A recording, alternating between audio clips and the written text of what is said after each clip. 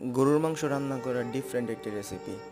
এইভাবে গরুর মাংস যদি 1 বছর রাখার পরেও রান্না করা হয়, তাহলে গরুর মাংসের টেস্ট থাকবে অসাধারণ, যেটা আপনি বারবার খেতে মন চাইবে।